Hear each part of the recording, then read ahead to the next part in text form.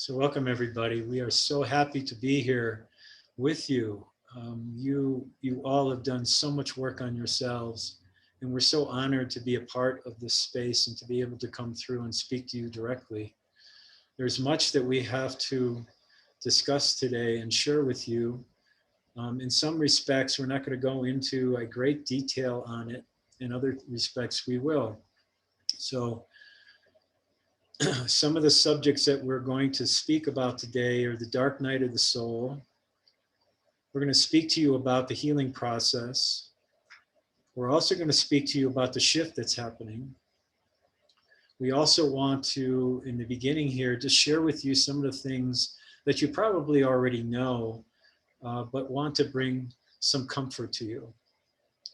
The first thing that we want to say is that what is happening in the world today is a beautiful process. It might be difficult for you, but remember, you've all walked through this before. This is not something new to you. In walking through it before, you had many triggers, many dark nights of the soul, many times when you felt you were not a part of things and you were disconnected. That was all due to your own growth. The more you became disconnected, the more you became connected later on in a stronger way with more strength, more viability. You could visualize things better. You could feel things better. You could experience things better. So in the process of walking through some of those dark nights and walking through some of the situations that brought you a lot of grief and despair, it brought you to a higher place. And so these channelings are not meant as channelings of foreboding, channelings of fear, of course. You have enough fear all around you right now. We are here to uplift you. We are here to point the direction for you and to help assist you to raise your consciousness to a higher level. So this is a joyful channeling. This is a remembering as you were told the first time, a remembering your truth, remembering of what you hold inside. As we discuss these various topics with you and share with you, it is helping you remember who you are and remembering the strength and the empowerment that you hold within you. Now, Tomei has agreed to share with you parts of his dark night. Some of you have been with him over this last 6 months. Some of you have shared in some of his difficult times, let's put it, and have been present with him as he's walked through what he's walked through. This is a time now in the shift where all of you, all the old souls, which there are many on the planet, are now beginning to walk through their own dark nights. There is lots of separation happening on the planet. Separation from loved ones, from families, relationships, friends, acquaintances, even moving away to other places. Transporting yourself to another place that feels more like home to you. Bringing aloneness into your life. Feeling forsaken in some way. This is happening worldwide. This is happening throughout the whole planet. It is not just happening in your own community or within yourself. For this is a time of walking through what it is that you know of who you are. Of course, that is more of a lower personality as you have done the work. You know what this means. It is walking through those low levels of frequency. They are not bad levels. They are not judgment levels. Do not look at yourself as someone who has caused a lot of harm in the world. You have done things perfectly up to this point. You have been present perfectly in the moments that you were present. You were not present in the moments perfectly that you were not present. Everything was done precisely as you orchestrated for yourself when you came down. It was all done a long time ago. Decisions were made, you might say, as to how you would relate when you came here. Even in this lifetime, it was all played out in a beautiful plan that you orchestrated, that you asked us to even play into what you were going to do. And now the time has come for you to step forward, to quit looking outside of yourself for direction and to start going inside for direction. To be able to have clear direction, you must be clear. You must look at your energetic value, what's in your heart, and see what is the membrane, what is the encapsulation that is stopping you from truly feeling what it is that you came down here to pursue, to serve in such a way, to make a difference in this planet, to make a difference with the new earth, and thus make a difference as you served others that you meet along the way. First, you must do this for yourself. And you have heard this before. This is nothing new, but the time has come for you to finally step forward and do it. There's no time anymore to wait. The time is now. And thus we invite you to go into one of the most beautiful processes that was ever created through free will to find your truth. And you know it as a dark night of the soul. Very few things have been written about this, for it is a very personalized journey. It's very intimate to each one of you, for it combines not only this lifetime and all the experiences that you have gathered all the way up to even this moment, but all the past life experiences that you have gathered together. Because the shift hasn't happened back then, the shift is happening now. And it's taken you as long as it's taken from Atlantis and Lemuria, or even before that, to bring forward all those experiences to this moment now, to make such an accent upon your dark night, to help you raise above anything that is fear around you. Now, make no mistake about it. The shadow that is around this planet currently has some of the greatest darkness that has ever been put together. It is only that way to raise you even higher. That darkness is doing all it can to survive. You see it all around you in the various governments, religions especially. Those that have deep dogmas that tell you must follow their way or you will not be accepted. You know of this. You have lived through this in various other past lifetimes. This is nothing new to you. However, now it is stronger than ever. To walk through your dark night, you must become truly aware within every aspect of who you are. And the greatest aspect of all this, as you are finding out, is your emotional body. The emotions that you have conjured up, you might say, within yourself is the driving force to keep you here, to keep you in the shadow, to keep you in the darkness. Yet it is also the strength of that emotion that will catapult you through it, if you will allow yourself to feel the depth of it. To do this, your heart must be open. Now, it doesn't have to be open 80%, 90%. It's just that 0.01% above 50% that will catapult you into that place. And there will be a back and forth that's going to be happening in the dark night of the soul. There's a high, there's a low, there's a high, there's a low. And there's an in-between where there's a null period. All this takes place during whatever length of time it takes you to walk through your own intimate, personalized dark night. It is a beautiful process.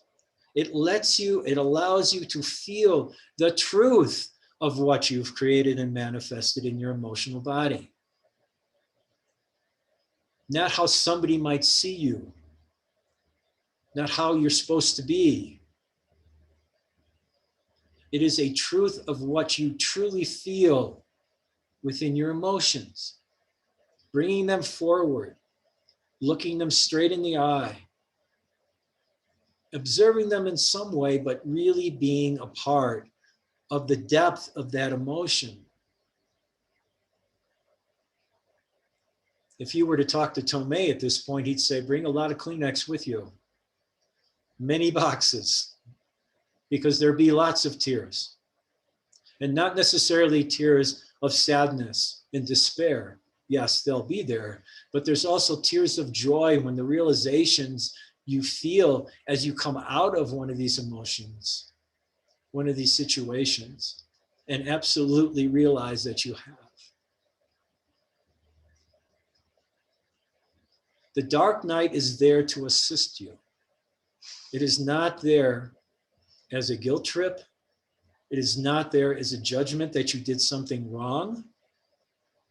It is there to take you through your journey as an old soul, as a starseed, to finally realize, experience the truth of what you are and who you are and why you're here. Many gifts become realized as you walk through what it is you walk through. For in the depth of your despair, you can be with those who are in depths of despair. In depths of anger, you can be with those who are in depths of anger. You can have compassion in ways you never realized you could have because you have walked through your own. You have clarity beyond clarity. You see the source in everything. That's a great statement to make, but the realization of experiencing truly the atomic particles that are in everything, seeing it as clear as can be, and thus feeling it. This can only happen if you wish to follow this cleansing that is now taking place everywhere. There are a few books that have been written through various masters who have walked through this. They usually do not share the personalization, the intimacy of what they walk through, because they do not want to set that up for you in realizing that this is how you must walk through it. You hold your own beautiful way of expressing emotion. That's the beauty of Source in each one of you. That's the beauty of the free will that has been placed here.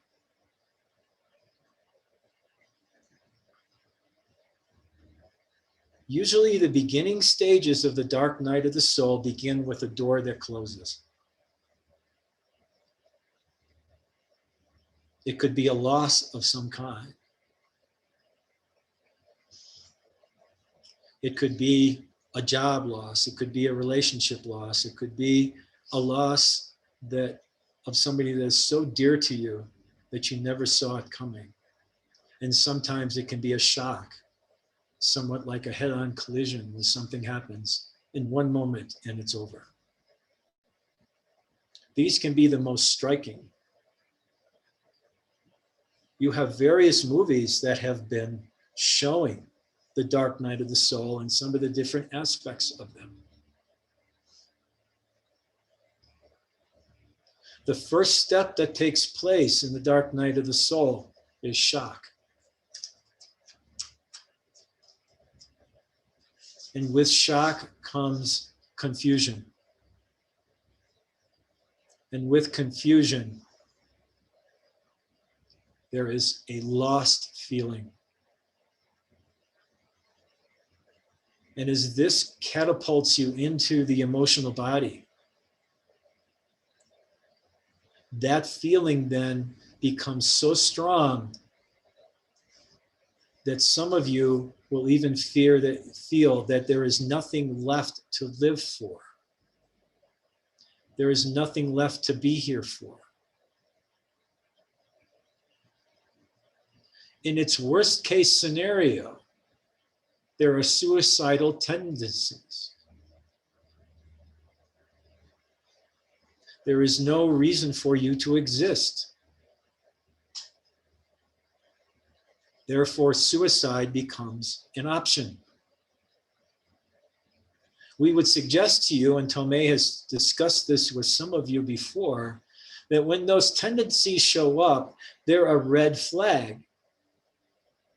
Not of anything bad, but actually a red flag that you have reached the depth of the emotion that you are presently with. For it's become so overbearing that it doesn't seem you have the tools necessary to walk through the situation. You are perfectly in a moment to walk through it. Because you're old souls, you each have a specific divine will, a divine will. The divine will is the Father. You have a divine will of pushing through it.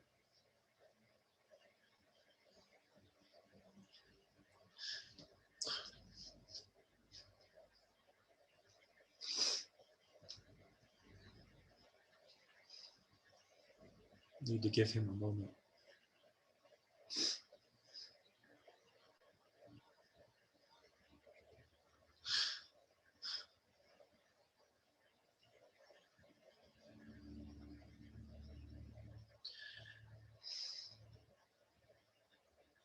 As you push through it, as the divine will, it's as if it's behind you, pushing you. As that divine will pushes you through it, there is a darkness that encapsulates you. There is a nothingness that encapsulates you. It could last for days, sometimes weeks, sometimes just an hour, sometimes just a moment. But it's there all the same, where you feel you are lost and there is nothing there. Allowing yourself to continue to push through, there shows a divine love right at the other side. This is the mother aspect of the dark night, opening her arms and receiving the new you. The one who has just walked through the darkest of times to change, to grow, to let go. And she is honoring you, holding you, hugging you.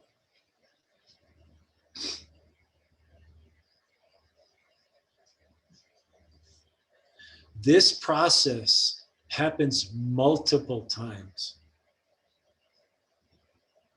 during your actual dark night of the soul. For there are various emotions that you hold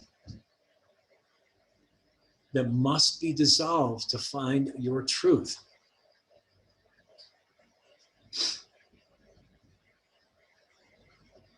Divine will and divine love together provide divine wisdom. Wisdom is the experience, the realization of the two combined. The ultimate darkness that you hold within yourself, the intimate, ultimate darkness, and the ultimate light that is waiting for you to accept within yourself. These both combined bring the balance and the wisdom of your truth to where no attachment can thus live any longer. There is no dualism like there is here in that precious moment.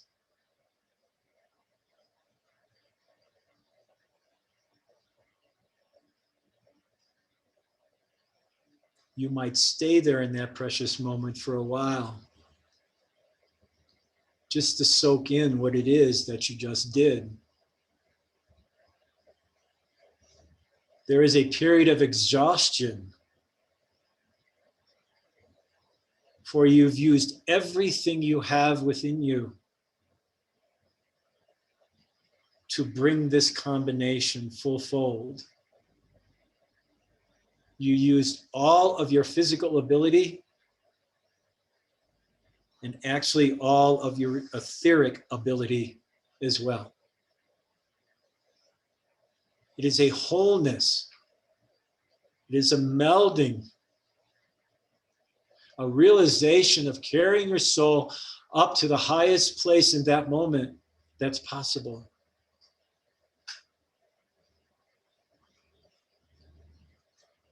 But it takes both aspects to happen, which means you must choose this. It is not forced upon you.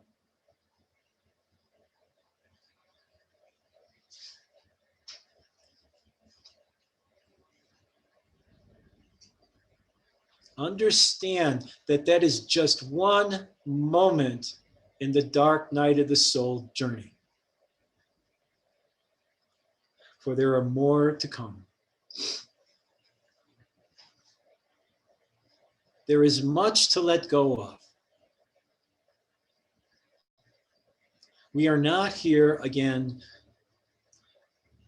to have you look at it as a terrible process or an incredibly bad process or any, oh my gosh, I have to go through the dark night. It should be, oh my God, I get to go through the dark night. I get to experience what it is to be true. It is such a beautiful opportunity, which few actually choose. As you know in your history, going all the way back to Atlantis, few have chosen to rise above and do this. Now is a different time. You were some of those few. And now this one last time, you chose to do it again. But this time, it's to create a new earth. For in that moment that happens in the balance, all becomes known to you.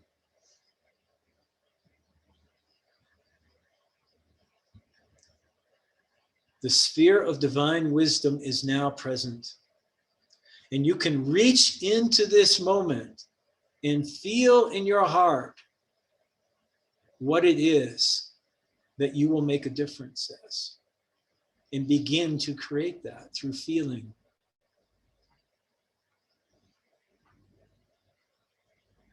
Only when this moment happens. Do not fear the dark night of the soul. Welcome it, embrace it.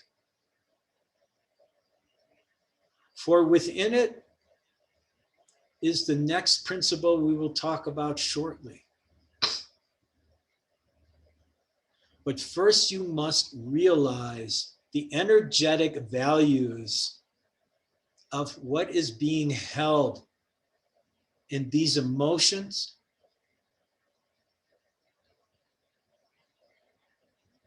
how you feel those energies as the divine will is being used, how you feel those energies as the divine love is being placed, and then how they come together and feel the energies that you have just felt emotionally as divine wisdom.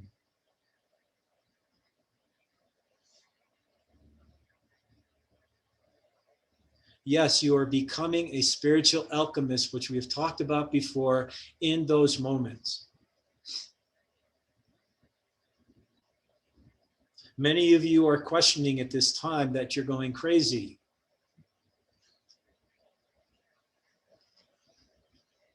Is this just my body? Is this just my mind? Where are the drugs I can take to find some balance? We say to you, please, just keep walking your walk. You're okay. Everything is fine. You're being sent energy by all of us, by many, many galaxies to assist you. It's all coming to you to help walk through this situation.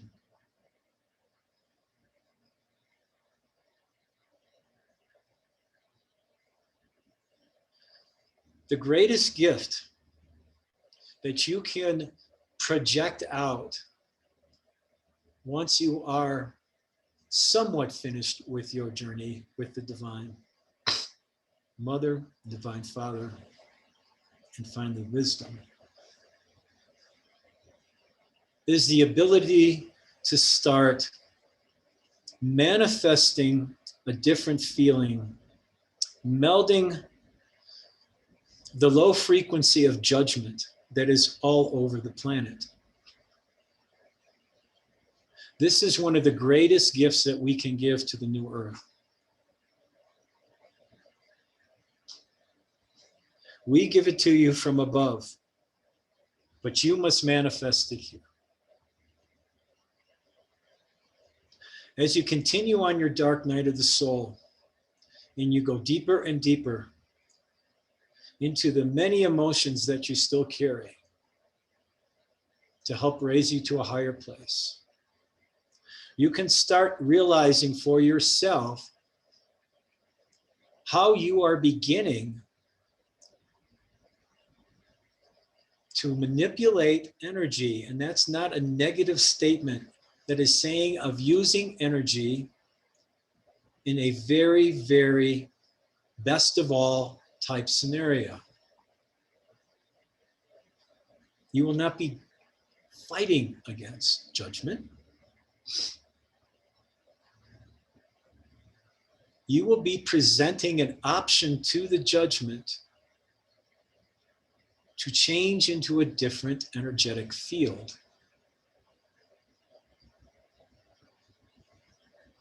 Now, as many of you know, energy actually is nothing but waves. Within those waves are various colors, frequencies, vibrations. You each feel fear vibrations differently, based upon the experiences you've had as an old soul going all the way back to when you first came down here. And you would think, well, that's only about 800,000 years ago. It's millions of years ago when you came here. Millions. So you've been through a lot. And even before that, you came from various other galaxies, multi-universes,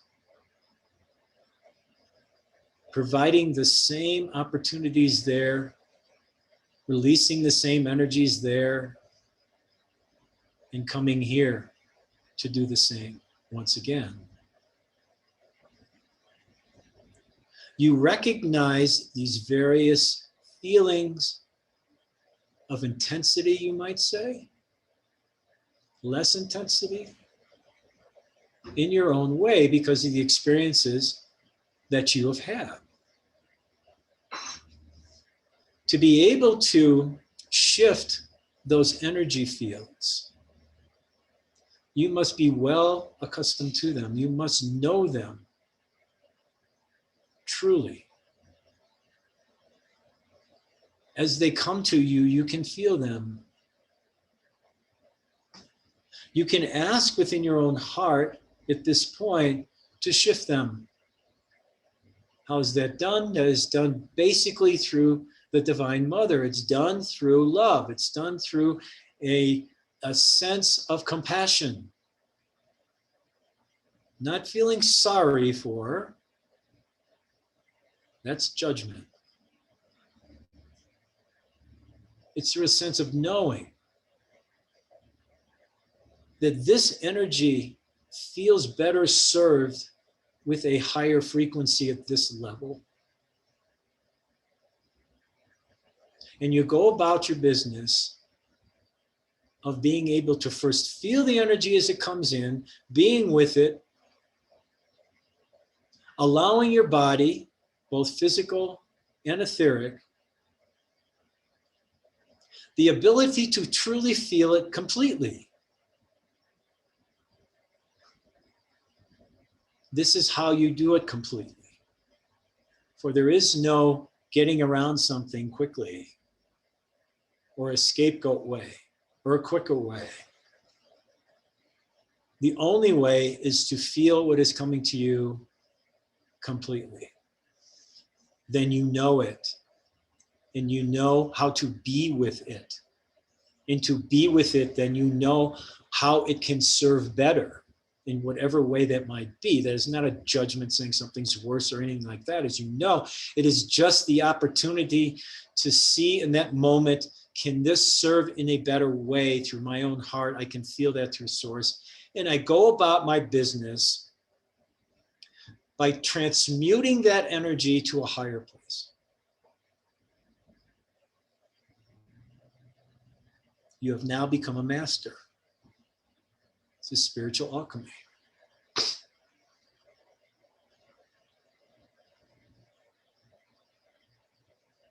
We have asked Tomei if he would be willing to put his heart on the line. And what we mean by that is he willing to stand with you in your dark night, not to change it, not to judge it, but just be there with you. To let you know you have somebody who has walked the walk.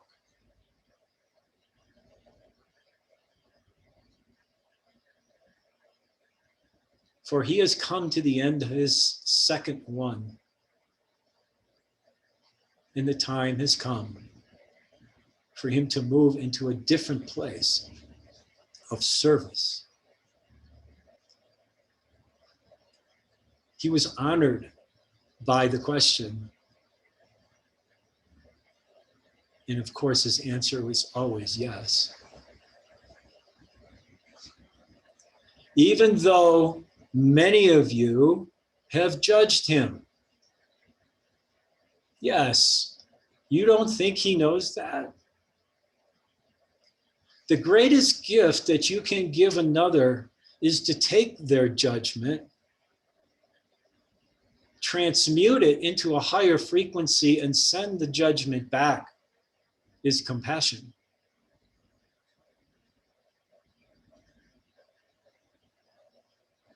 This is your walk while you're here.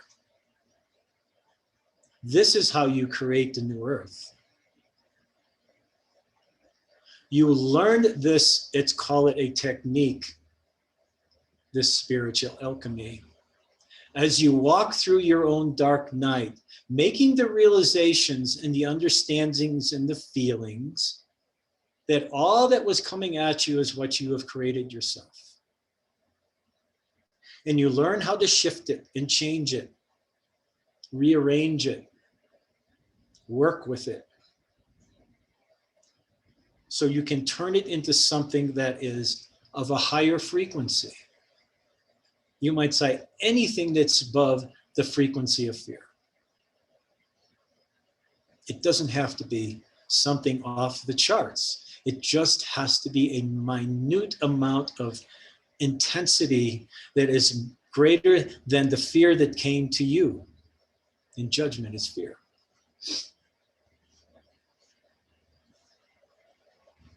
He's been doing this now for 30 some years. And we're going to share with you some of the other things that have happened because of that, just to let you know the abilities that you have at hand.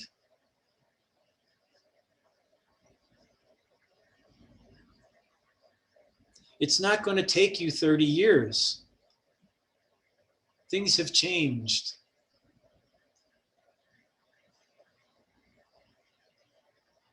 You might say there's a spontaneous instantaneousness about it. That when you truly commit from the heart, things are now possible for you. But if you walk back into doubt, into denial,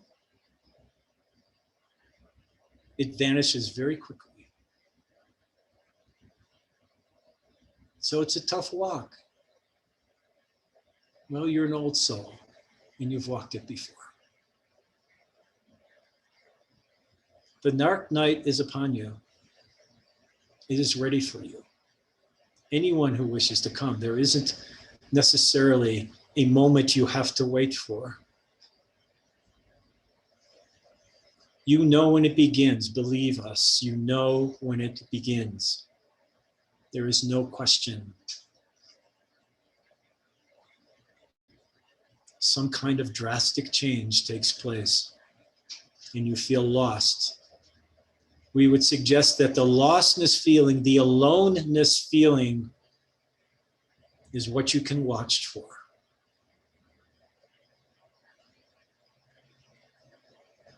For the ego wants you to feel alone, forsaken.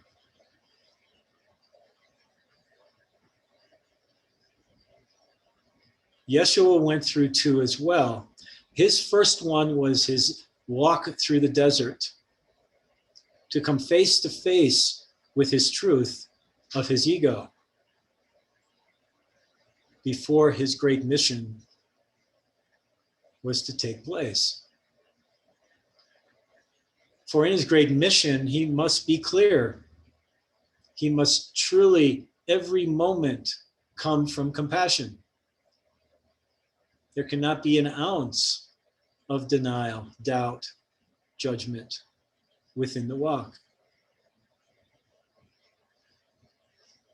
And as you know, it took place. His final dark night was, of course, at his passion in letting go of the physical to ascend into a higher place. You are not going to ascend to a higher place. You will ascend here. You do not go away somewhere. You are ascending here, becoming leaders, masters, in developing the new earth. That will take some time, of course, but that's what's going to take place.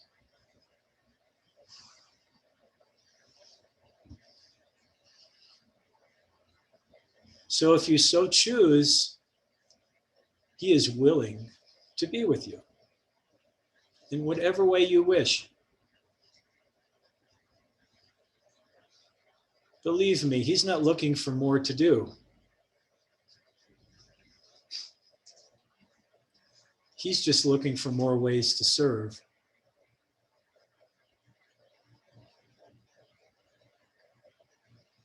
Now, once you walk through this scenario, new things become available to you. The new things that come available to you might shock you. For in the very essence of being with the waves, to truly become one, to be with the energetic values of primary creator, of universal source, that is in everything. And you now have a clean heart. There's nothing holding you back any longer. You are clear and clean.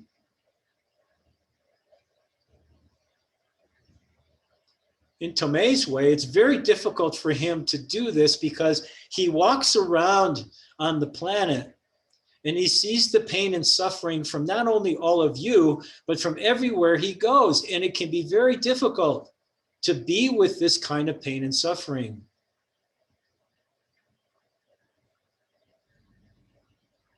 But there's another aspect of it.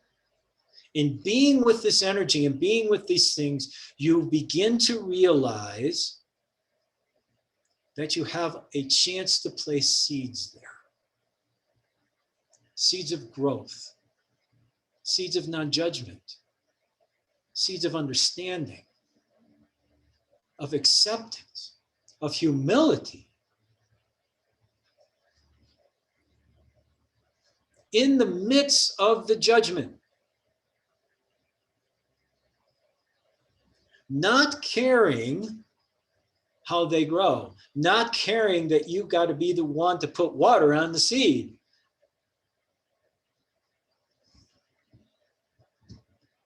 You are serving to allow wherever that seed gets planted to grow unto itself, to find its own way through the muck and mire of the low frequency energies that are present. And you step back as an observer in true support of what is there, which means you don't get involved, only if you're asked.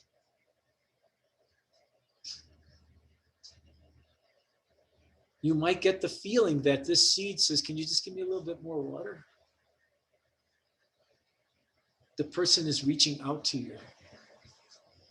For some reason, it's reaching out to you. And in that moment, that special moment, when it happens, your heart is now clear. So there is no agenda. There is nothing that has to happen, no attachment to an outcome. You know exactly how to be with that energetic value to assist it to begin to change in its own way. There is no force.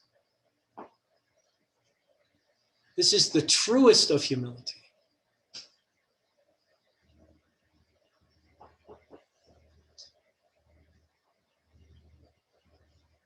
As you begin to feel these energies and how they work,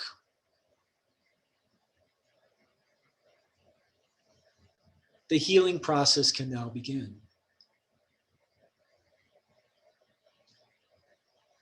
The only way the healing process can begin and continue is to have a clean heart.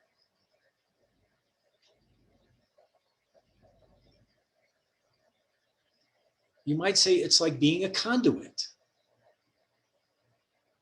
That you allow yourself to feel the energies that are present around you, and you allow the energies that can come and serve, come through you, and a melding takes place. You are just the conduit to recognize, you might say you're the chemist that just recognize how these things come together.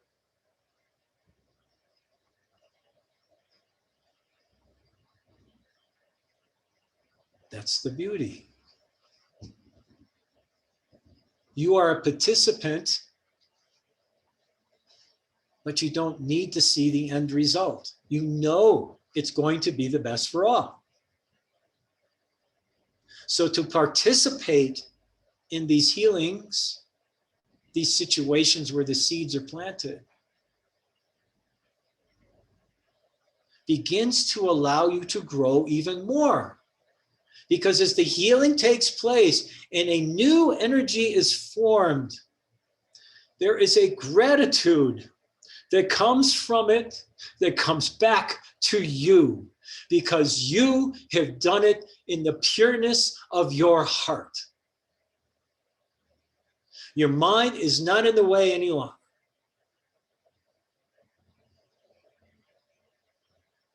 The gratitude is overwhelming.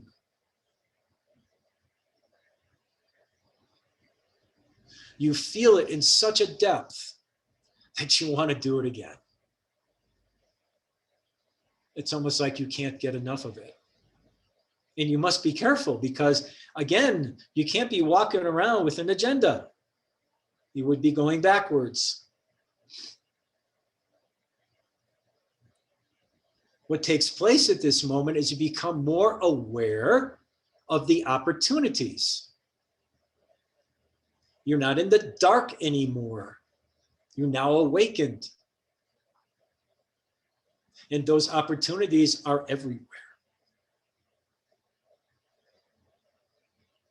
You might say, how many souls on this planet need to be served in some capacity? Well, it's overwhelming, but totally doable. But it must be done in a heartfelt way.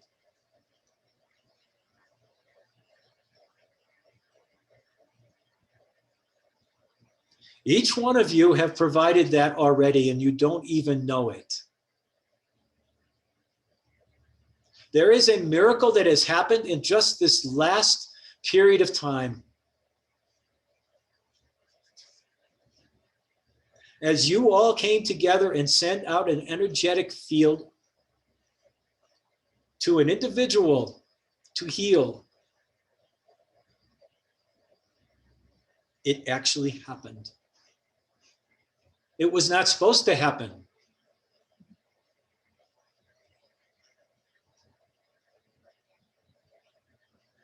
The individual was even told lately that they're lucky to be here.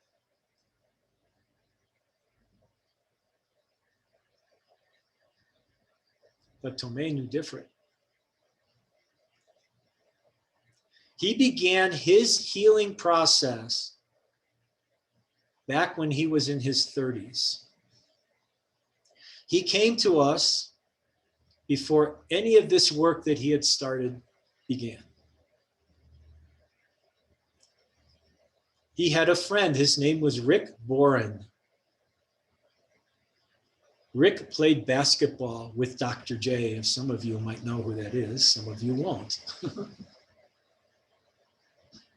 He played with Dr. J, and Rick met Tomei at a church and played basketball with him and became good friends.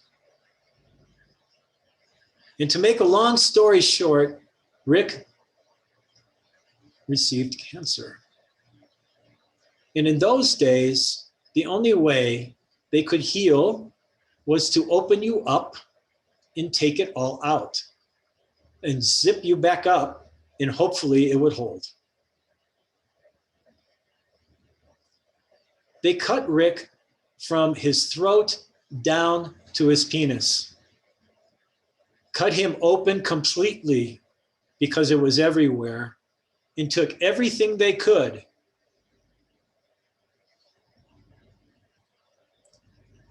Tomei went to see him every single day. And he placed his hand on Rick's heart, not knowing what he was doing. And he pleaded with us, pleaded to save him, that it wasn't right.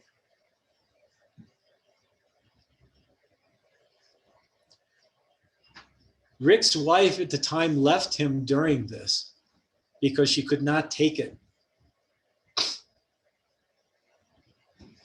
But he showed up every day. And after 6 months, Rick walked out of that hospital where they had only given him a 10% chance to survive.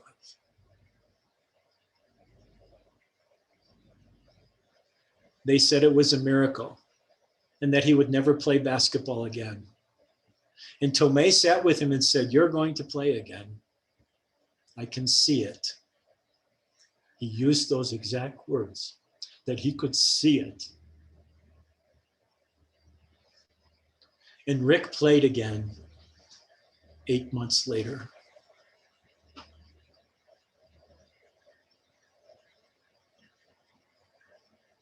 Within a year, the cancer returned. And they said they couldn't do anything for him.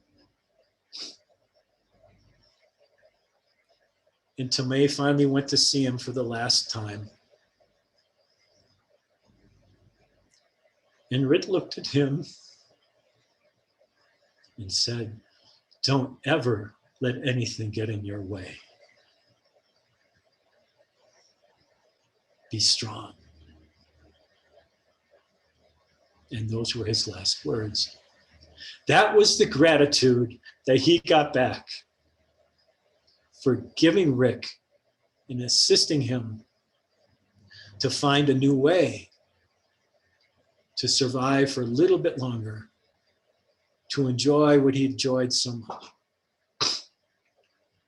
That was his first time. There have been several after that.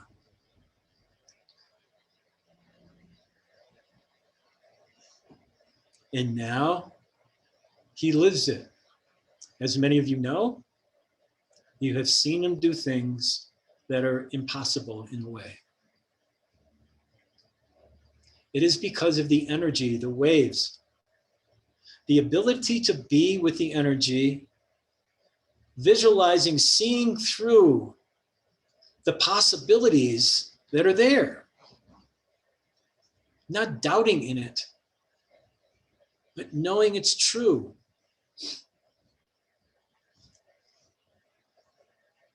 He has done it for some of you that are even on this call. For there is no way you should even still be here. And if you are still here, there's no way you would be functioning at the level you're functioning at. It is not Tomei that's done it. It's been the conduit that's done it. It's been the energy that has come through him that he so believed in and knew that you were having it too. That the possibilities were there and you could see it and feel it and visualize it and know it was going to happen in some way that would be the best for all. You each have that same ability and you find it through your dark night and then you use it. It doesn't stay there dormant. You begin to use it. Always from the heart, which is the purest way of doing it. It cannot come through the mind. The healing process has within itself the mighty powers, you might call them, of the scalar energy.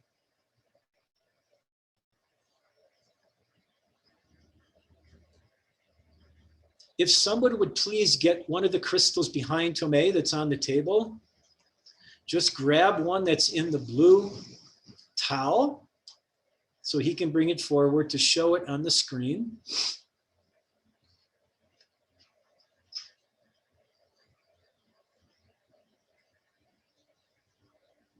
Thank you.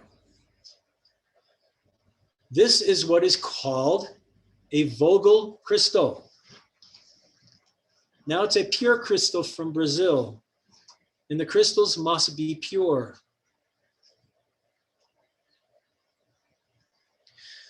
Now, before we leave the healing, we're going to go to a side talk just for a little bit about pyramids. Once you have come out of your dark night, we suggest that you begin to form your own pyramid. Now, this pyramid is a pyramid of growth, a pyramid of safety, where we all can meet together and be present with one another. This pyramid of growth has a Vogel crystal at the very apex of the pyramid, facing this way.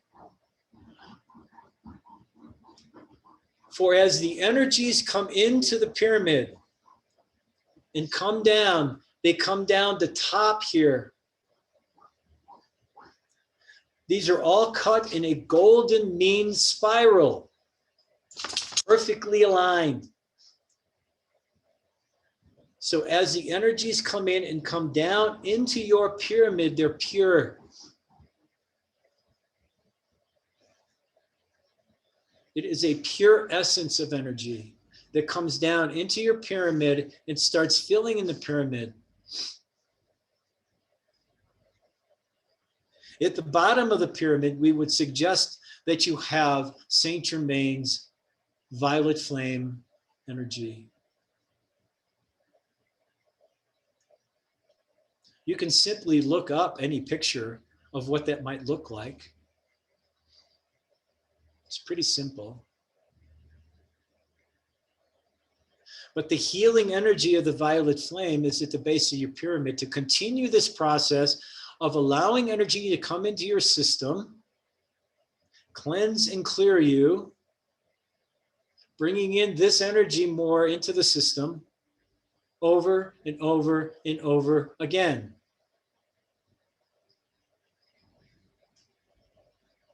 You might be able to feel us here, or even at the place you're at. We're behind you. We have our hands touching on your shoulders if you can feel us.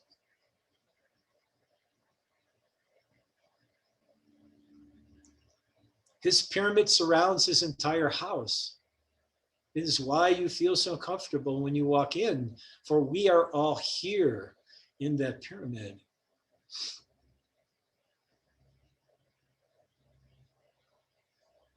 You can create this for yourself.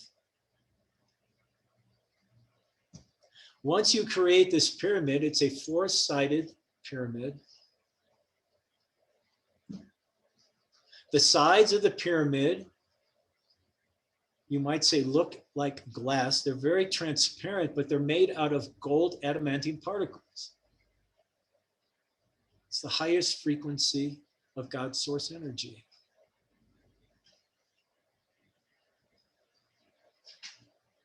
You have also heard it called various other names. But there it is, all the same, and it's there for protection and support. And within your pyramid, you can create a crystal table. You can elongate the table. You can have it curved. You can do whatever you want. This is your manifestation. This is your healing place. You can invite various other souls there to serve.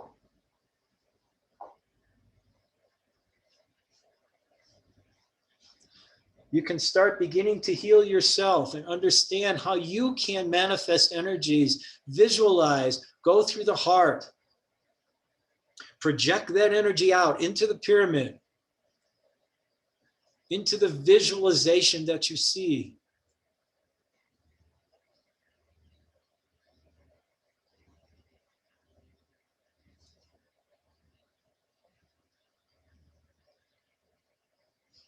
Every night you can hold a sphere of energy with the intent, which is from the heart, not the mind, that every one that you hold dear to you is within that sphere and receives all of who you are through the energy of the heart. They will receive it. For this is your pure intent. Whether they accept it is up to them. Thus breaks away from any agenda or how it must be. This is how you can heal somebody from afar.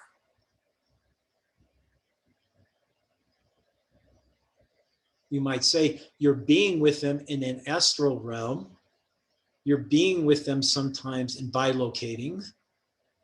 And you can do this very easily through your own pyramid in the way you set it up.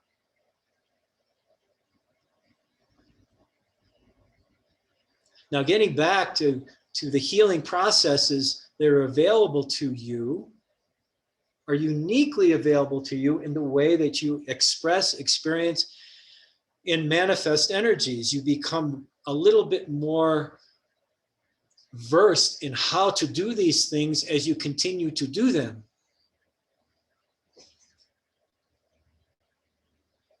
So you might say there is already a protection available to not take in too much energy that you're not ready to experience that could burn you out.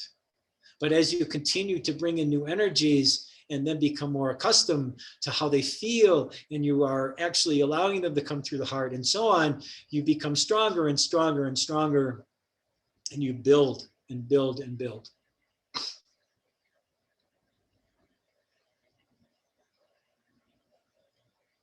So there is color involved, and you know these colors very well.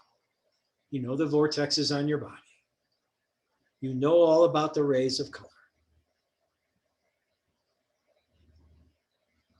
You're moving into the new ray of will. This is the shift that is happening. Divine will is now becoming the modem.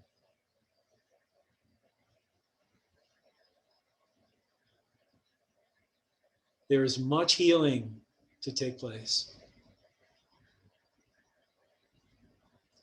There is much to do, to be present with, to be with, not to change something out of the mind, but to be with something, knowing what is the best for all. This is a knowing that takes place the more you use the healing process.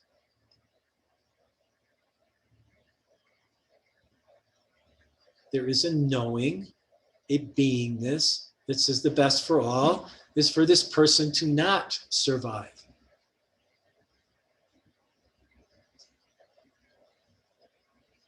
As Len came to him after he passed away in those moments, he shared with him what was the most important thing.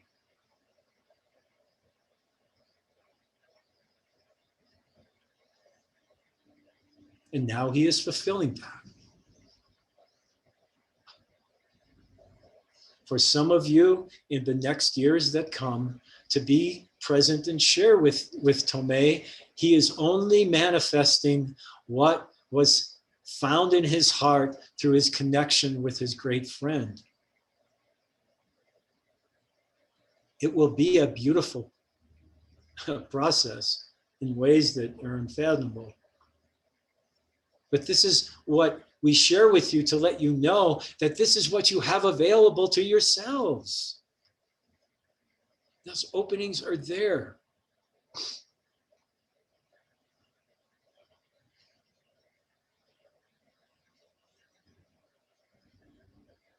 The healing process in itself is one of the greatest gifts that come out of the dark night of the soul.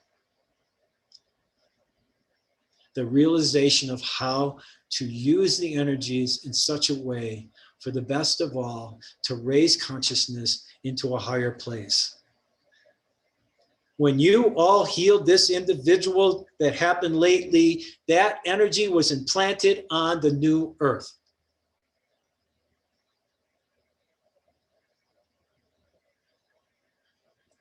We will say to you that that individual's soul knew that they would be that conduit, that they would be used in such a way to allow that energy to come through. And you were instruments in doing that. How beautiful of a process is this? But you cannot realize it unless you allow yourself to finally drop that which is holding you back. And it doesn't take 100%, 0.01%.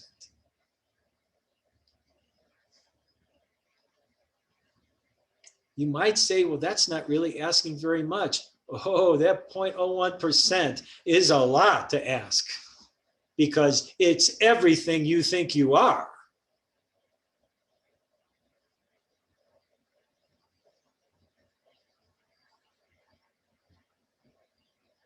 And the buddy that followed Yeshua through everything after those 40 days and 40 nights did everything it could to hold him back, as it will with you.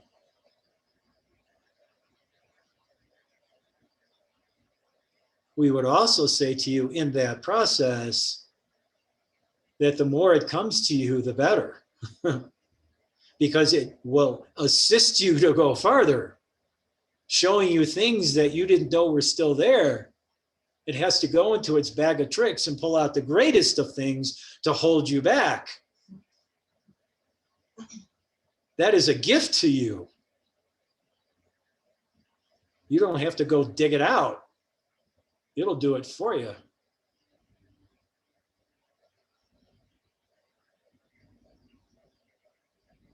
So you have two things that kind of feed into each other,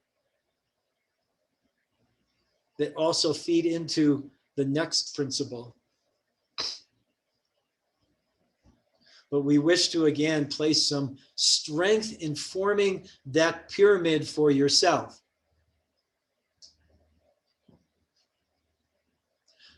You've heard Tomei talk about the various pyramids that he knows he has in various other locations, Saturn being one of them. And some of you that are listening in actually have gone there with him. And we will say to you, of course you have other pyramids, other places. The realizations just aren't there yet.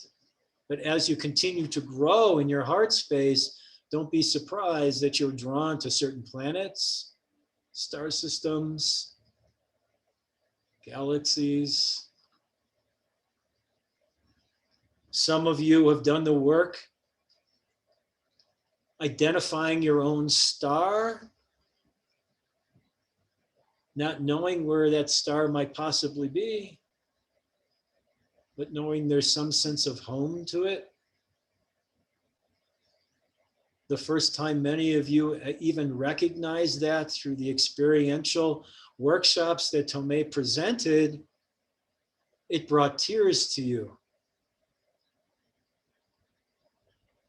That's a knowing. That's a beautiful emotional knowing of the high heart, not a lower emotion of the ego. Some of you even know that the surrounding area that you live in now and where we're at in this mountain range is familiar to you. For many, many years ago, you called it home. And now you've come back.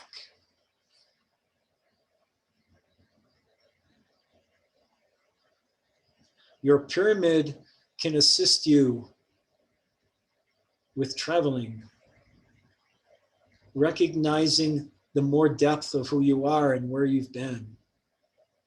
As you lie on your crystal table and ask for assistance, you can travel and move to different locations and feel what it's like to assist you to be support now.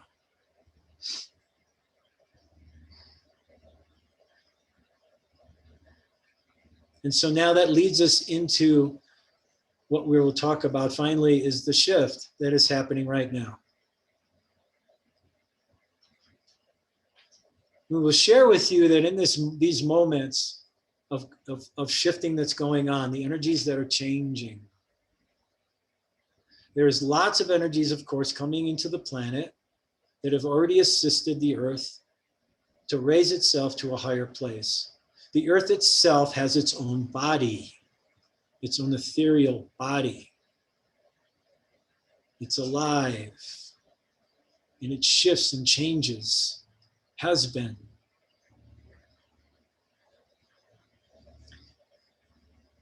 The shift is a cause for spiritual freedom. It is not a rapture. It is not we're all going somewhere. It's a new age concept that others have come up with. It is a time for a change in control to freedom. We call it spiritual freedom, because now your spirit is going to be the driving force. You all know at some point right now that you carry a diamond essence crystal within your DNA. You are born with it in your sacred space of the heart. This is why they call it the sacred space. And it's been dormant for such a long time because there's been a membrane of control that has been around it. Ever since the masculine energy became dominant on the planet, millions of years ago, it shut down that spiritual opportunity. In that divine will and divine love had to come back together again. The divine feminine, the divine will, divine love, divine mother is not coming back to kill the divine will, the masculine aspect. It is coming back because the masculine aspect has been so dominant. You've heard this before. It is coming back to now re-emerge into a wholeness, which then creates a spiritual freedom. Within this spiritual freedom, within this shift of energetic value, there is no more judgment. There is true acceptance and humility.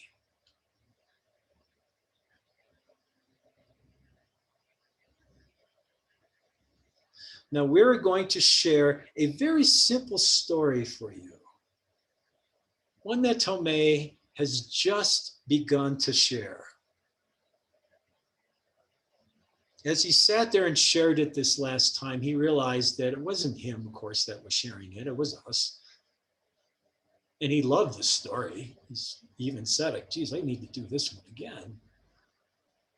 And the story is very simple. You have a homeless person in front of you. And they are sitting there in their homelessness. And two souls come in front of him. And the one soul steps forward first. And the one soul has mastered himself to a certain degree where he can feel and sense and see what is best for this homeless person.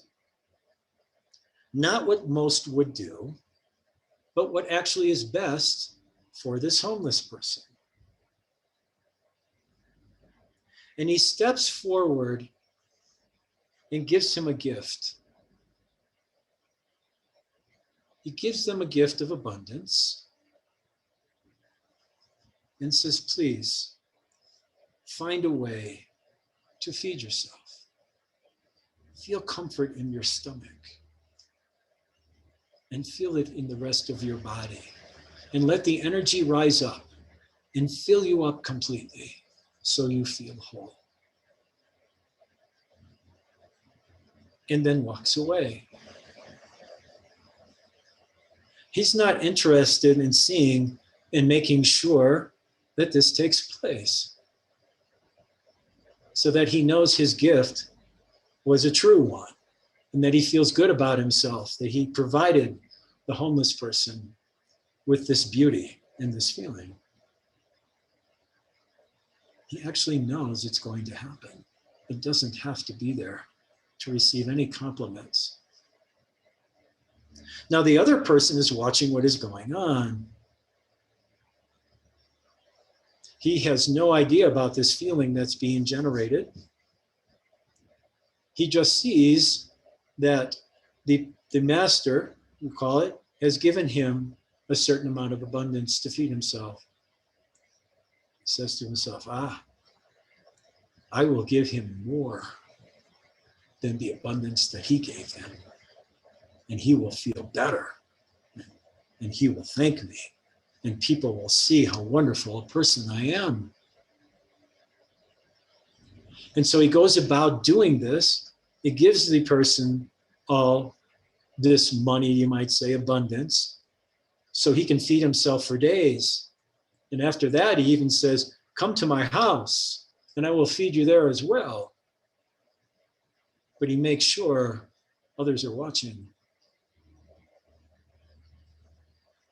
Now, most come up and say how wonderful that is of what you just done. For you are so nice and so wonderful in how you do what you do. And we wish to praise you. We wish to honor you.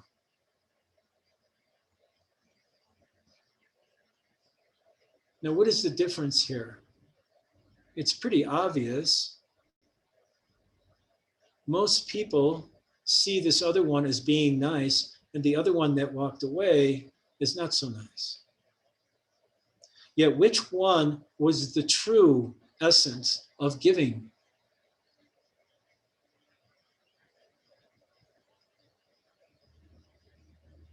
The actual harm that is taking place here is not that the one is gaining a reputation, a false one, albeit. The harm here is that he is using the homeless person to gain that reputation.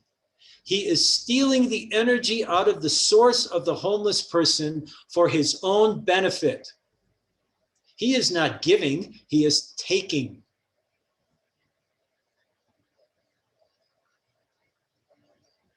As you walk your walk in the shift, we ask you to go through the dark night, to understand that the way of manifesting and healing and using energies, to understand that you can feel those dark presences that want to take your energy. They seem very nice. They have great words. They have wonderful communities. They have people who you seem that care about you. And yet the whole time they are trying to take from you. They want you to look at them as something that's really beautiful, is wonderful. And yet there's a underground darkness to them, a shadow that wants themselves to feel good, so they'll use you to make themselves feel good. You can recognize this if you've walked through the dark night, if you understand how energies work and waves work and so on. You can feel the energies that are at play here. In the shift, we talk about spiritual freedom, not control, not dogmas, no more. No following, no more.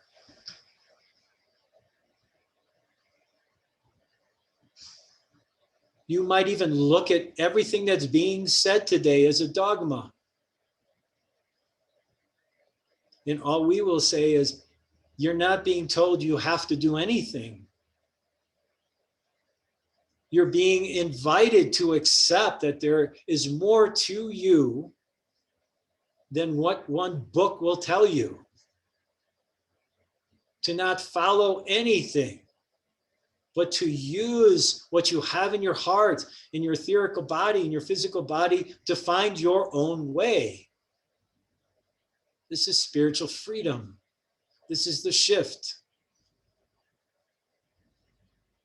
The ability to unify everything as one, yet separate everything as separate experiences of the same one.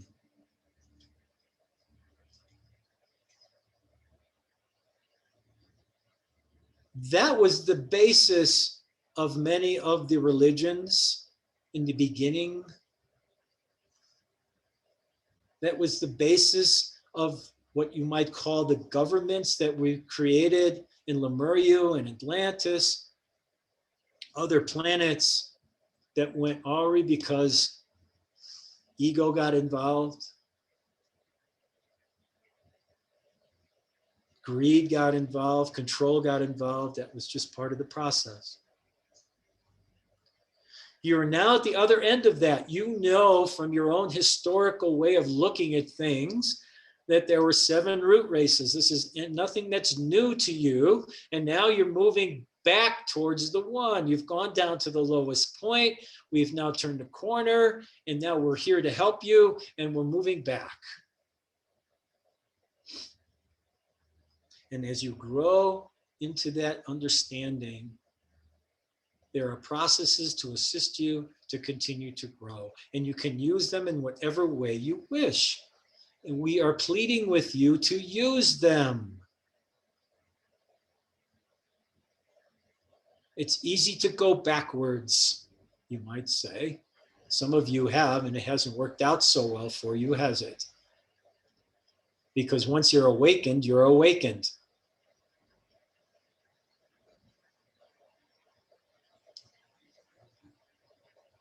The ego always presents to you the fear of change. And how confusing can it be to walk through the dark night and not know where the heck you're going? Pretty easy to provide some nice fear in that mode. But you have divine will. You have divine love waiting for you once you walk through it. And then you have divine wisdom. And the energies and the waves that come from that are so profound. The ability to use color and vibration and frequency to heal. It's been going on forever. This is nothing new, but it is the way.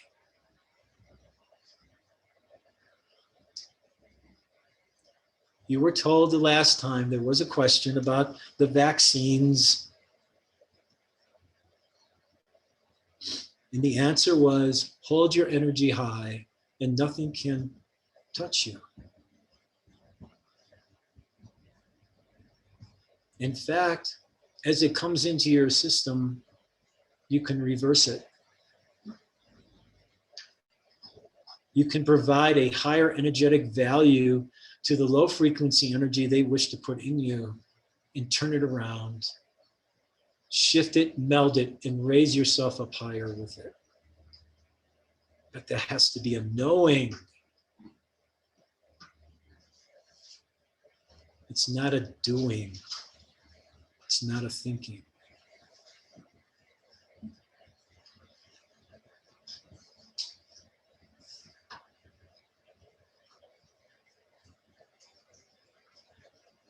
Create your pyramids. Have fun with that. You could put all kinds of, as they call it, bells and whistles on it if you wish.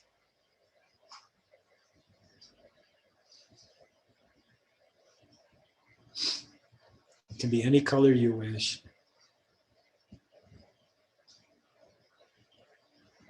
Enjoy your process.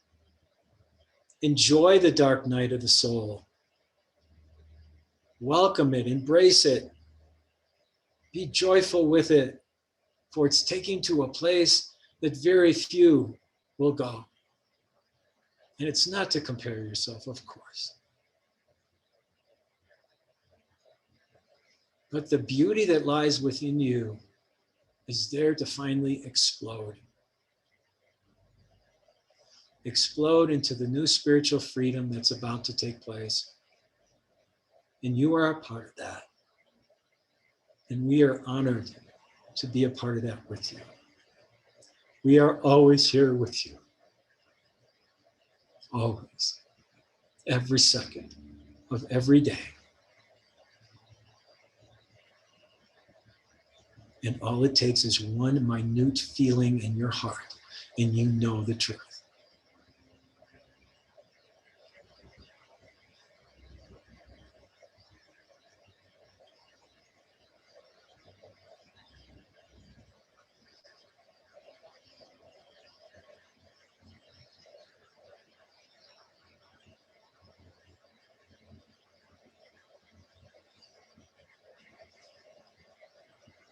Now, once again, Tomei will present a meditation that we have shared with him when this is over.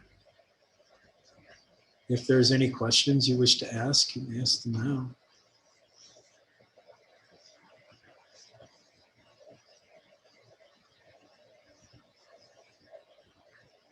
And we will give you some time. We know this was a long process for all of you. Tomei, this is Sophia. I have a question about the dark night of the soul. You speak when it happened to Yeshua that it was kind of once or twice or infrequent. Do these things happen more often than that? Because this process you describe seems to happen frequently for me.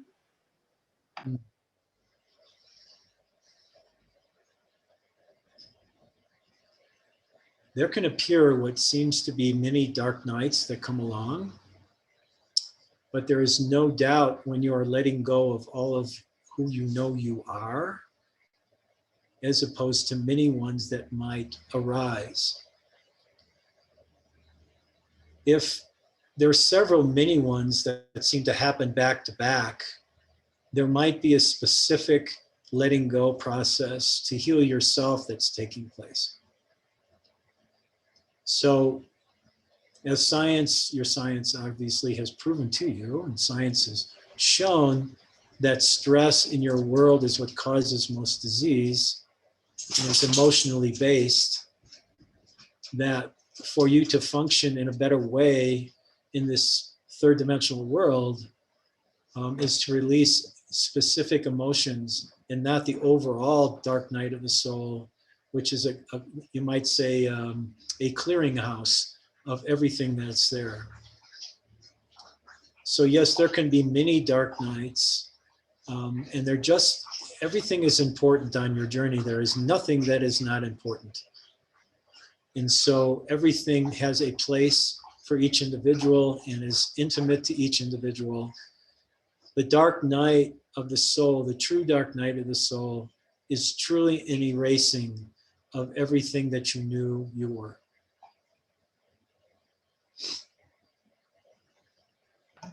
Thank you.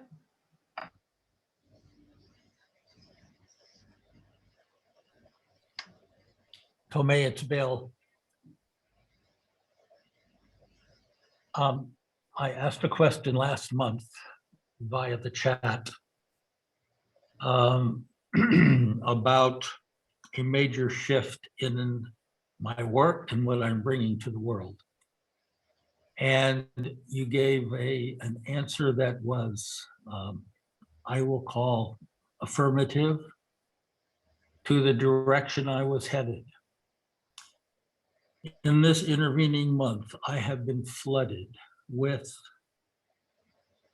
opportunities, possibilities, symbols, messages, experiences, etc., that have affirmed and affirmed and affirmed that shift that I'm taking. And what I find myself doing is stepping away from what appears to be an endless opportunity to do the work I have spent my entire career developing, because I sense that that work is just, it's not the real thing. And I have been developing and developing what for me in this work is major breakthrough, energetic, spiritual essences to bring to the educational community of the world. And the more I pursue that, the more that comes. I feel like I've crossed some kind of threshold, and that it's just, I've surrendered to it. And I've turned down opportunity after opportunity to do the old work and make money. And just keep cultivating and developing the new work. So where I stand with this thing called the dark night of the soul, I feel like I went through that 2-3 months ago, in coming to the decision that I absolutely had to transcend past everything that was known, everything that was comfortable, everything that I could do that was making me world famous, and pursue the higher work. And it seems like that's being reinforced at every turn.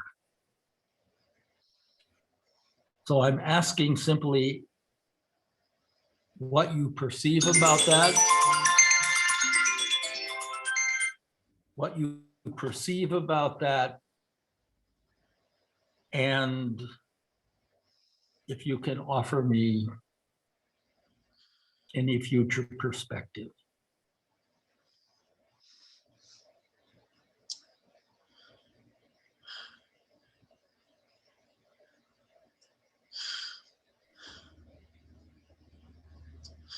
My heart is filled with so much joy right now because it is that direction that you must take. It's all spirit. It's all spirit coming through. It is. And that's the new earth. That's the way to go. The old way is the old earth. The abundance will come through in spirit, in a feeling of abundance, and the feeling of completion, and serving others in such a way that the gratitude comes through, and that's the abundance in the spirit. So, yeah,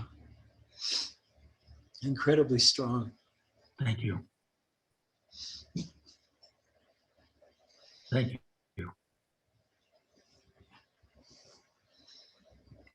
It feels that way. Yeah.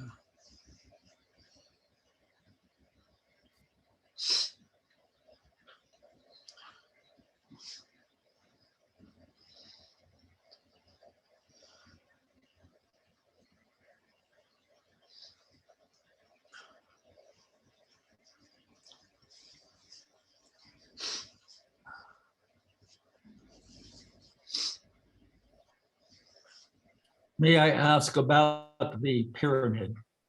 I have created in my new home I guess you could call it an altar, but it's basically a glass coffee table, a very large one, in which I have huge crystals, other, the statues you've seen of the Egyptian deities, etc. I mean, all of that. There's an entire array of things there, and that's what has been fueling me. And it feels like creating yet another new thing isn't necessary. How do you feel about that? There's a dark crystal on the table that shouldn't be there. It just feels out of place. You might want to check that out for yourself. It's almost like it feels like it's in the center. If you were sitting in front of me across the table, it feels like it would be nearest to you. Aha. You might want to check that out for yourself. The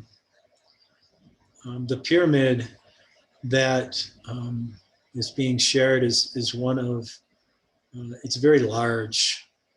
The crystals obviously are part of, a sacred table is part of the pyramid in whatever way you wish it to be. And actually, the crystals really add a lot of strength and connection with the pyramid to other places, galaxies and stars and so on. So that could be a part of the pyramid if that's what you're looking for. They are, well, they are part of it now. I mean, you'll remember the very large crystals I had on and with my stereo system in Colorado. Well, those are all part of that array now. They're not in the stereo room. Those huge Banshee crystals are now all part of that array of energy. Okay. Let me get clear about what you said about the dark crystal. As I'm sitting here looking at you across the table, okay, I'm pretending that you're on the opposite side of my table from me. Is it the crystal closest to you, or is it the crystal closest to me? To you.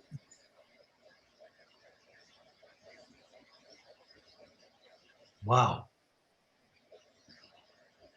Okay. And you're saying it's creating dissonant energy.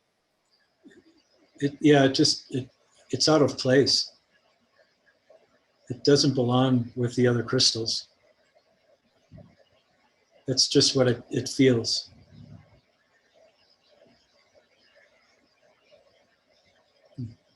Again, suggesting that you hold it and feel it and notice it yourself.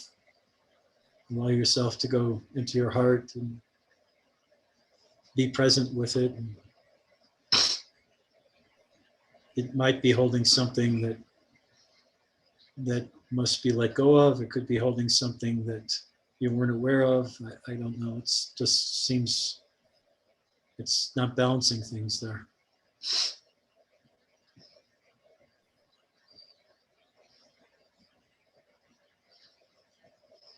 Okay, thank you.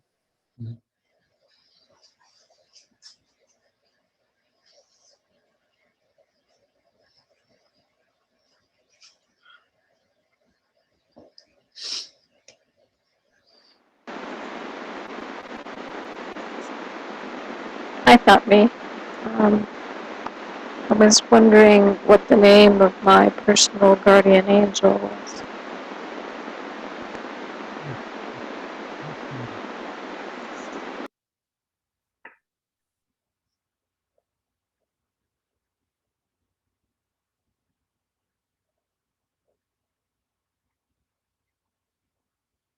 Josphio.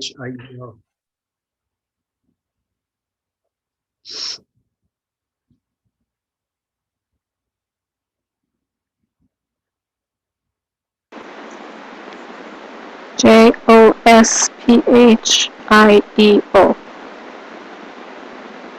Thank you.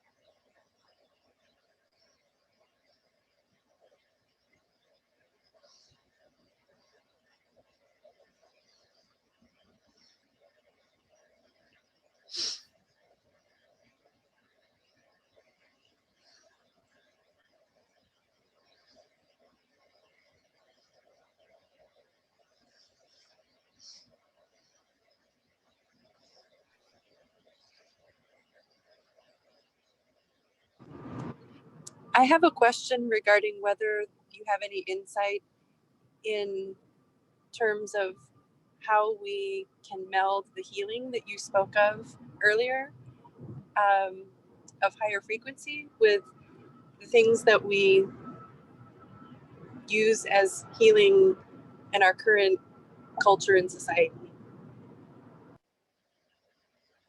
Are you speaking medically or? Both and all around. Okay. Everything that is on the planet, for instance, obviously has an energetic field to it. Everything is what's called scalar energy in some respect. Some energies are very, very low frequency, yet everything is energy. The scalar energy, when it's at a pureness, which is the highest level of energy, the atom particles, actually can go through any of these things. They can go through metal, they can go through crystals, they can go through water, and anything that's made up of energy. This is the highest form of it. So they can meld with anything. So when you go into your heart space, let's just suggest here that the dark night has been accomplished in some way, not necessarily completely, but is accomplished in some way. As you go through these steps in the dark night, these gifts and these energies become aware. You become aware of them in your own intimate way, and they start become a part of your process, and you start recognizing that you can use them in ways that are, of course, of the heart. And so as we present these energy waves to, let's say, a vaccine, or we present them to operations, or we present them to modalities like Reiki and ancient forms of acupuncture and so on.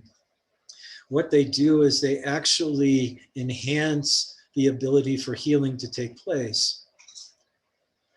And so they assist in what's going on as opposed to drown out what's going on. There isn't any, let's say, battle going on to make one better than the other. There is a sense of connection and enhancement and acceptance of what's coming in to assist in the healing process that's taking place. So in my own healing on my knee, what was going on was I had to have a reattachment take place. That cannot happen through the energetic wave. It has to be done manually. But then once it's done in, let's say, an operation, during the operation, the energy of the cells, of the muscles and the bones and all that were already accepting the healing process that was about to take place. It was already done ahead of time, so that there was a melding of both modalities to take place for the highest good, in a way that would say, for me personally, speed the process along to help me get back into the passion that I love so much. So it can be done in any particular way. If somebody is having a hard time breathing and must go onto a machine to breathe, it's not to discount that the machine is an assistant to the process. It's that the scalar energy, it's also called Tesla energy, can come in and actually enhance the ability to heal by using the modality that's presently at hand. And that covers any modality that you can even come up with. Is that help? Fascinating. Thank you so much. You're welcome. Thanks for the question. It's a really beautiful question to ask in today's world. Thank you.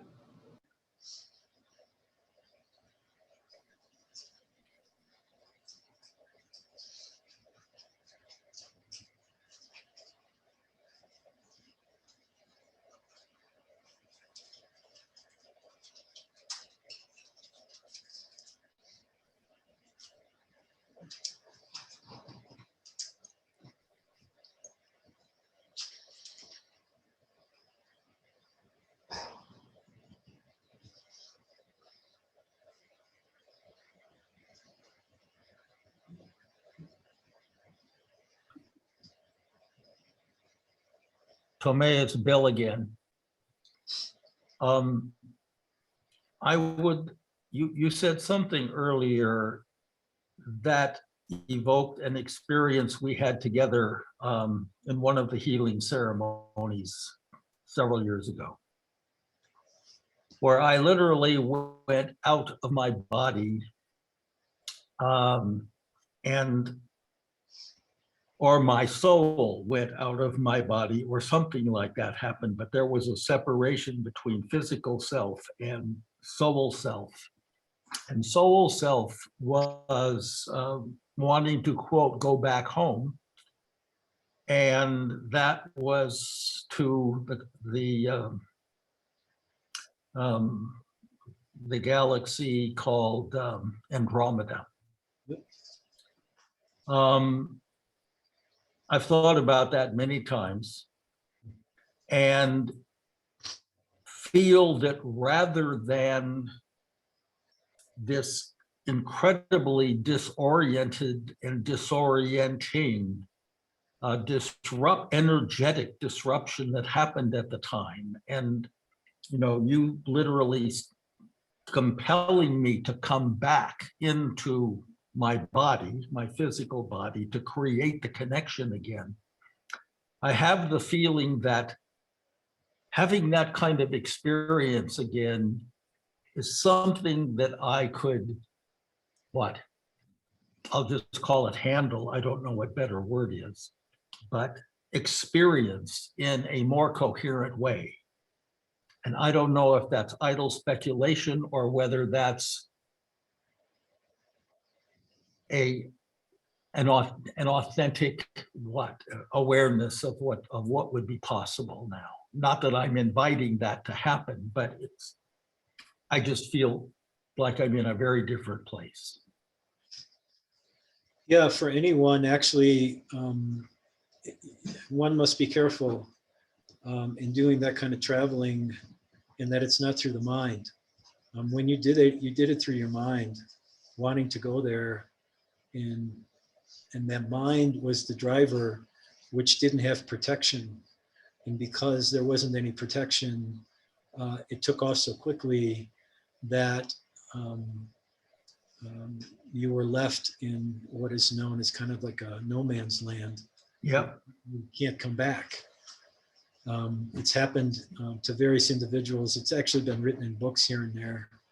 And as you know, I felt it immediately and had to bring you back. Otherwise, I was going to lose you. And so now, those opportunities are still presented for us, but it's very, very important to not have any residual ego energy that's there to be able to do that. And so it all comes through the heart. And as we, it's like you set yourself up, you might say, in a way that surrounds you with divine will, divine love, and divine wisdom. It's an energetic field of all three put together within the heart, and the crystal that's the diamond crystal that's there to provide safety.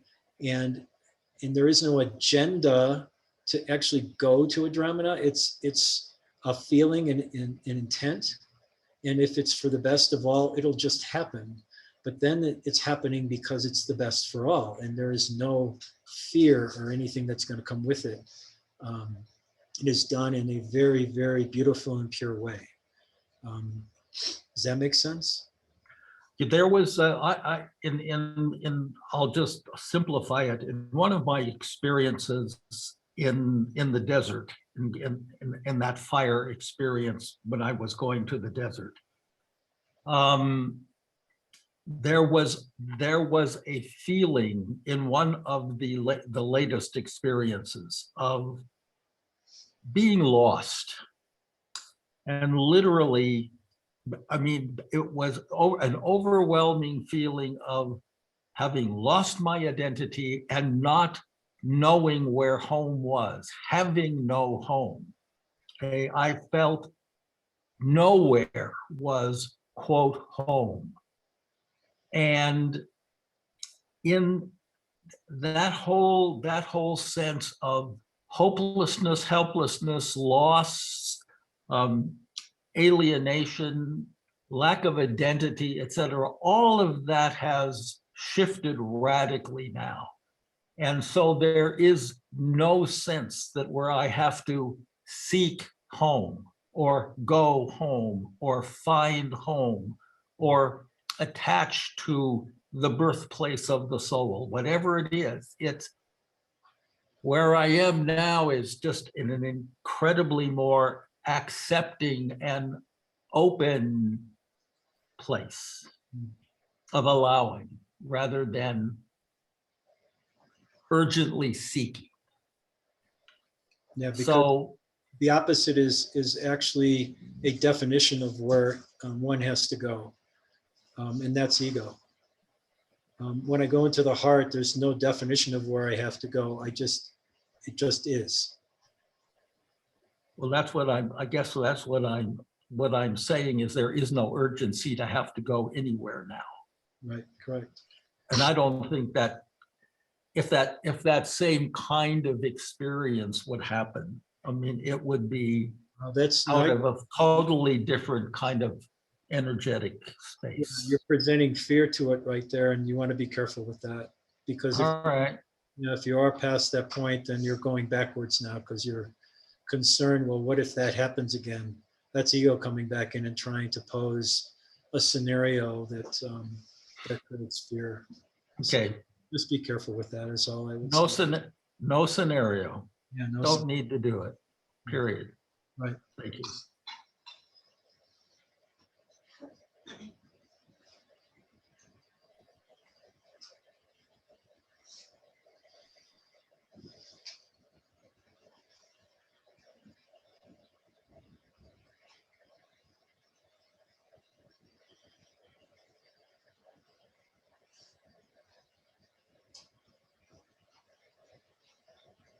I don't mean to cut anybody off, but it kind of feels like everybody's finished. Is there anyone that is a little bit, I don't know, uncomfortable with asking a question but wants to? I feel like there's somebody out there that wants to ask something, but they feel uncomfortable. No, it's okay, but you don't have to. Is there anybody that wishes to share anything? Or?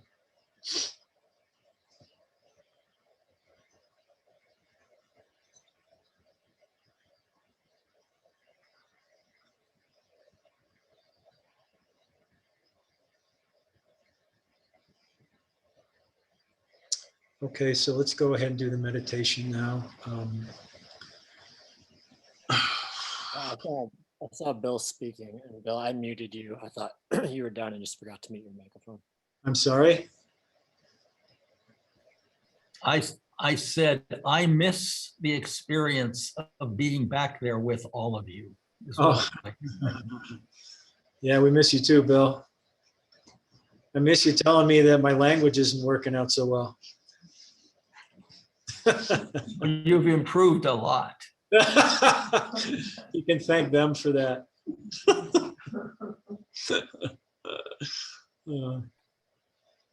Okay, so why don't we just get comfortable as possible, and we'll go ahead and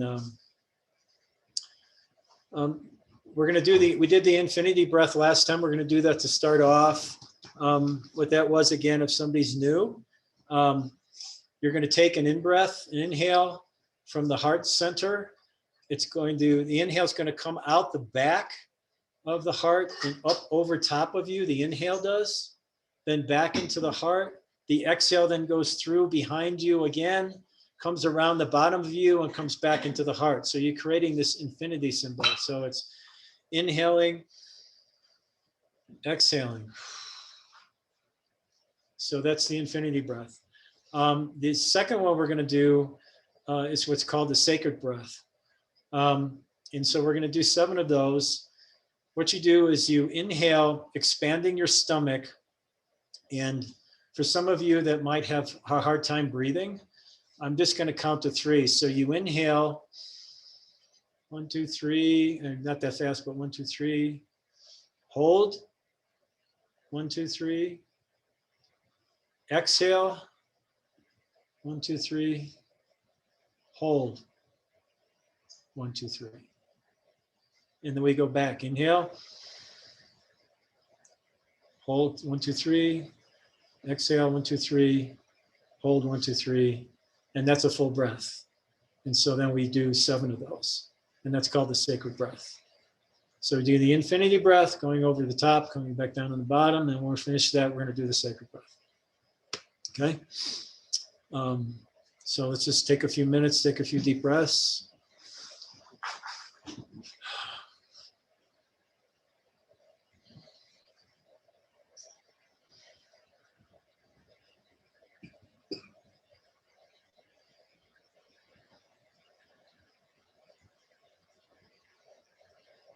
So let's start with the first breath for infinity. Inhale back.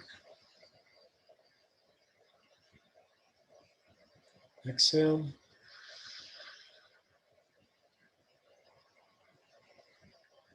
Inhale.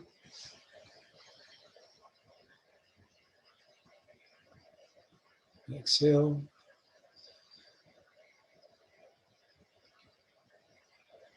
Inhale.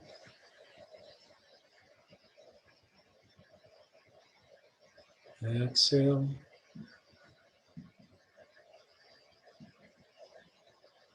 Inhale.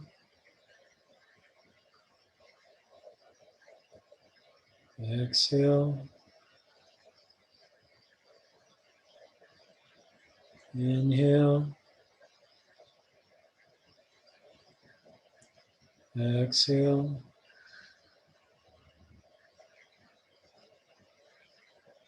Inhale.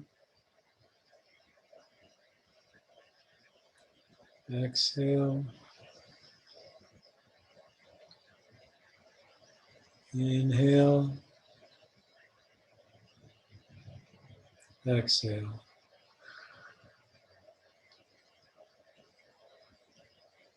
Now for a moment, bring your left hand up over your heart space, your right hand on top.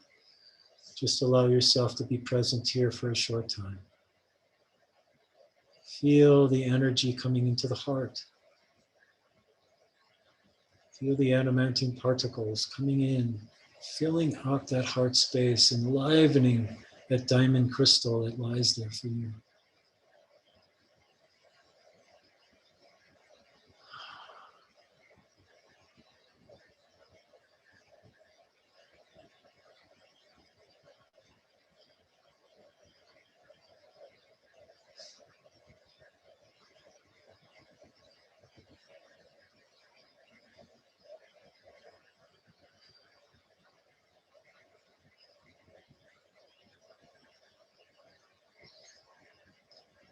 Okay, so now we'll do the sacred breath. Take one full breath first.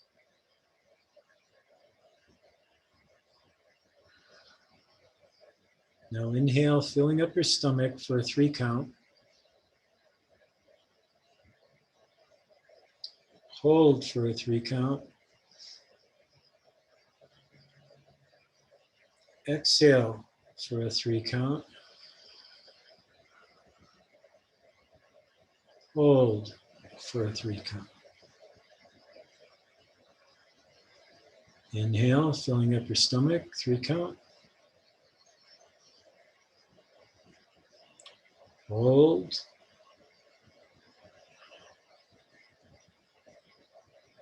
Exhale. Hold. Inhale, filling up the stomach.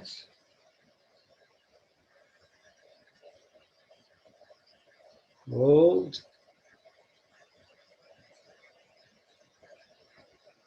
Exhale.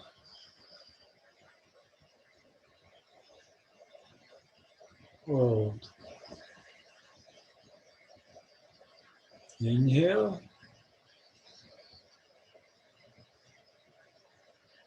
Hold. Exhale. Hold. Inhale.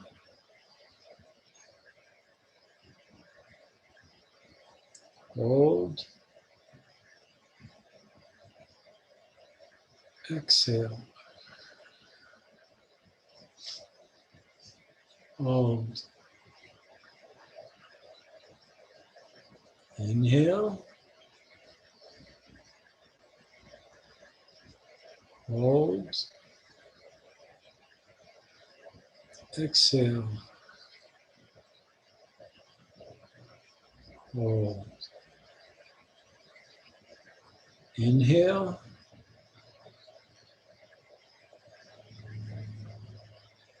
Hold. Exhale. And hold.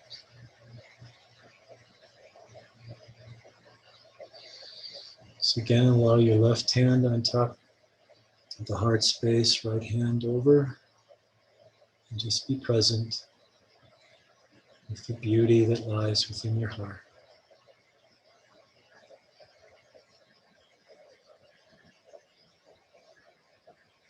With each breath, feel it expanding throughout your body from the heart center. It's beginning to touch all the cells. Each cell, each diamond core essence of every cell is being touched.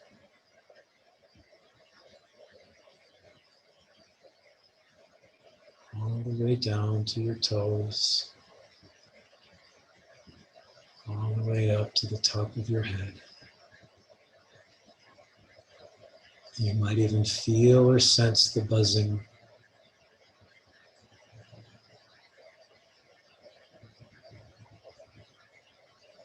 Know that this is your essence.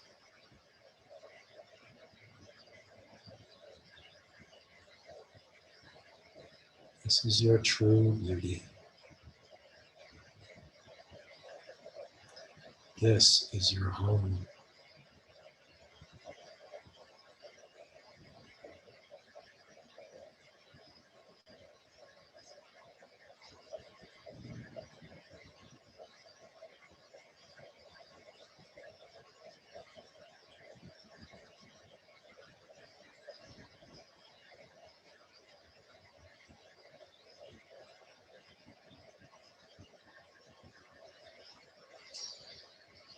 Namaste. Thank you all for being here. It's a wonderful afternoon. Thank you so much.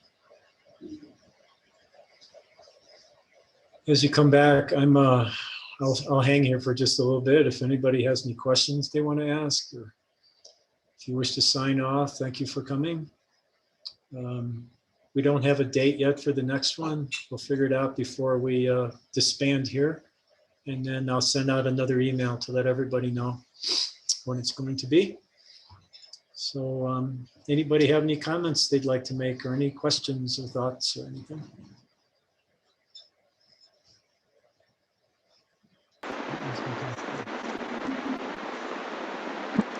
Just a great thank you. Oh, you're welcome. Thank you for being a part. Who is this? Linda. Hey, Linda, thank you.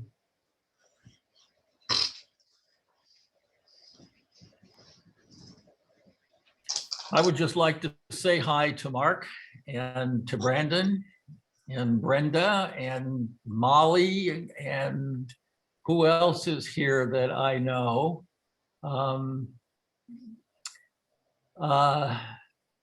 Yeah, thank you all for being here, part of this. This has been a beautiful experience today. Tomei, thank you. And Yeah. I think your dog thanks you also. Yeah, I think she does too. Say hi, Jerry. Jerry. Come on, Jerry. There she is. Okay.